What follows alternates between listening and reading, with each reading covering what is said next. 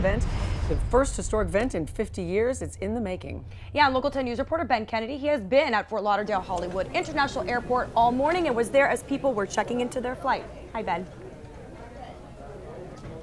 Well, good afternoon, Janice and Christy. We are live here at F-10. That is where passengers got on the plane just before 10 a.m. this morning for this historic flight. In fact, they walked down that hallway right here behind me. It was very exciting. Water cannons were even on the runway to help kick off the flight. It was a historic takeoff as passengers boarded the first daily commercial flight from America to Cuba. It's emotional. It's just emotional, very emotional to be able to go back home than the home that I don't know of. I'm going through Cuban emotions. Eric Diaz was the first one to check in. It's been 8 years since he left the communist island, taking a boat to Key Largo and becoming a U.S. citizen under wet foot, dry foot. I'm coming back after 8 years without seeing my family now. Yeah. So you have a lot of family in Cuba? Yeah, I got my kids, I got my mom, grandma, sisters.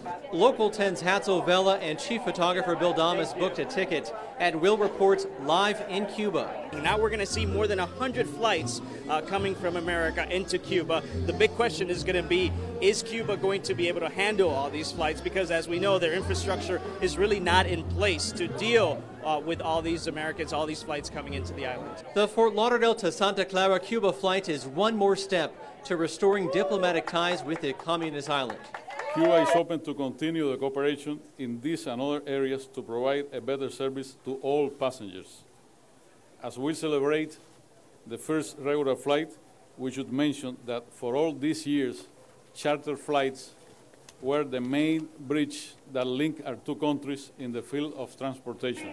Tourism to Cuba is still illegal, but there are 12 categories of authorized travel, which includes educational, religious, and humanitarian reasons. Oh, it's great to have 1A going in common.